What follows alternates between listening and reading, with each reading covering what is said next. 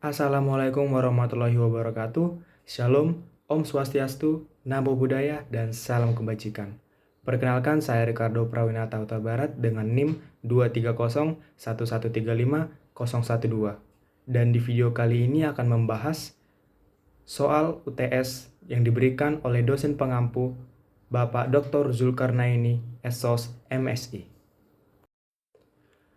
Kita langsung ke soal yang pertama. Apa yang menjadi urgensi dalam mempelajari birokrasi dan governansi publik?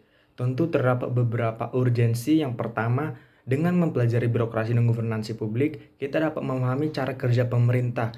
Bagaimana setiap struktur, setiap policy, kebijakan itu dibuat, dan bagaimana implementasinya, apakah berhasil atau tidak. Kita bisa mengetahui keseluruhannya, dan kita bisa aktif dalam mengetahui bagaimana apa kinerja pemerintah yang sampai saat ini yang benar-benar sudah terrealisasi atau belum yang terrealisasi. Yang kedua, meningkatkan kualitas pelayanan publik. Dengan mempelajari birokrasi dan governansi publik, tentu baik pemerintah dan masyarakat bisa sama-sama tahu apa yang harus diperbaiki di dalam meningkatkan kualitas pelayanan publik. Good governance itu mencerminkan bagaimana setiap kebijakan itu dapat mencakup menyeluruh kepada kepentingan-kepentingan masyarakat dan halayak publik. Kemudian dengan meningkatkan partisipasi masyarakat, kita juga bisa berpartisipasi langsung dalam melihat apakah setiap kebijakan itu berhasil atau sesuai dengan apa yang diinginkan masyarakat atau tidak. Apakah mencerminkan transparansi dan akuntabilitas. Ini penting dalam setiap kebijakan yang dibuat harus ada partisipasi langsung dari masyarakat. Dan kemudian untuk meningkatkan akuntabilitas dan transparansi seperti yang saya katakan tadi, penting akuntabilitas dan transparansi ini ditegakkan di dalam setiap pembuatan kebijakan, birokrasi, dan governansi yang mencerminkan good governance sebagai landasan kita di dalam setiap pekerjaan kebijakan yang akan dilaksanakan ke depannya. Hal ini tentu untuk menghindari, meminimalisir terjadinya praktik KKN, korupsi, kolusi, dan nepotisme itu sendiri. Selain itu, yang terakhir, untuk mempersiapkan diri dalam tantangan masa depan. Apa maksudnya?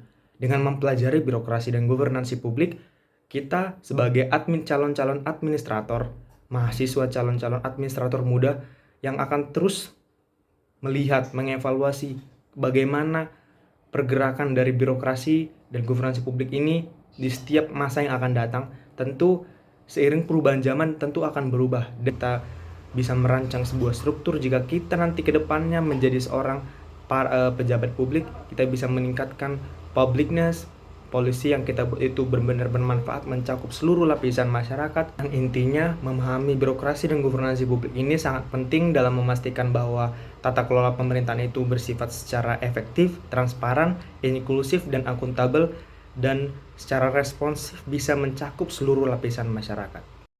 Kemudian soal yang kedua, sebutkan dan uraikan beberapa patologi birokrasi yang ada di Indonesia. Salah satunya yang paling utama, yang paling sering terjadi, yaitu korupsi, kolusi, dan nepotisme. Ini sangat-sangat sering terjadi baik di instansi, organisasi, mau apapun itu, pasti tidak pernah lepas dari namanya KKN itu sendiri. Kemudian selanjutnya terlalu birokratis. Apa maksudnya itu? Birokrasi ini pokoknya kayak terlalu kaku dan terbelit-belit dan harus memperhatikan prosedur-prosedur yang sangat-sangat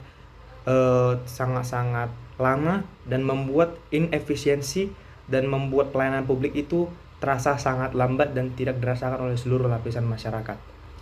Kemudian terlalu banyak struktur namun miskin fungsi. Seperti yang kita tahu, kabinet sekarang itu direncanakan akan ditambah lagi dan sangat-sangat mencerminkan terlalu banyak struktur namun fungsinya yang masih perlu dipertanyakan.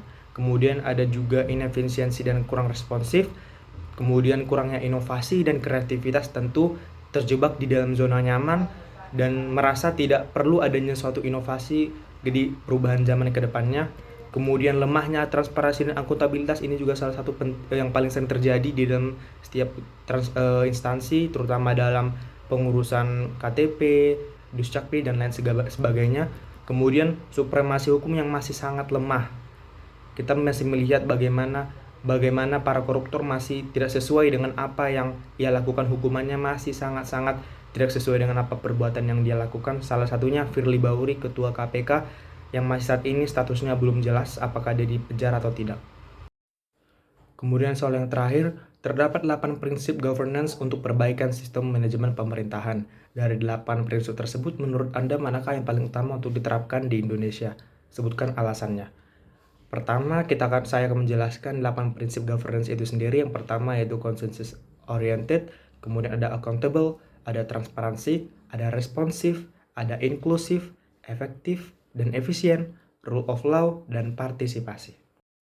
Menurut saya yang paling utama dilakukan di Indonesia yaitu consensus oriented. Mengapa demikian?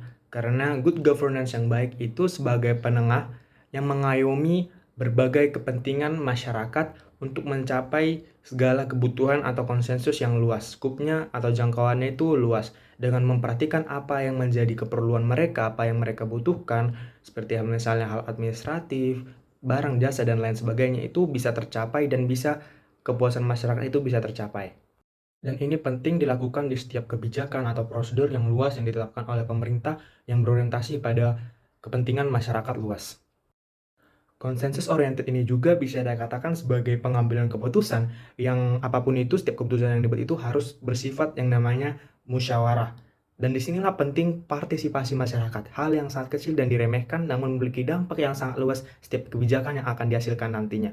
Agar apa? Agar setiap bentuk pengambilan keputusan ini tidak hanya memuaskan salah satu pihak yang ada atau masyarakat, tetapi juga harapannya setiap keputusan yang dibuat ini bisa bersifat mengikat dan milik bersama, baik masyarakat, pemerintah, dan sektor lainnya, sehingga setiap keputusan yang dibuat ini memiliki kekuatan atau memiliki bersifat memaksa dalam arti yang positif semua komponen yang terlibat ini untuk melaksanakan setiap keputusan yang ada, tidak ada yang mengeluh sama sekali.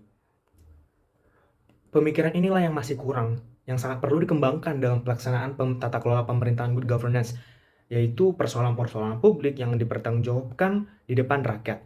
Nah, perlu disadari juga bahwa semakin banyak pihak yang terlibat dalam proses pengambilan keputusan ini, jelas akan semakin banyak juga aspirasi atau pendapat masyarakat yang terwakili. Jadi agar setiap keperluan atau kepentingan masyarakat itu, setiap kebijakan yang dibuat di Indonesia, pejabat publik itu benar-benar harus berorientasi pada kepentingan masyarakat, tidak berorientasi pada kepentingan yang lain, tapi benar-benar menyalurkan 100% kinerja, sumber daya yang ada, itu benar-benar untuk kepentingan khalayak publik atau masyarakat. Sekian video pembahasan soal UTS dari saya. Apabila ada tutur kata yang salah, mohon dimaafkan. Assalamualaikum warahmatullahi wabarakatuh.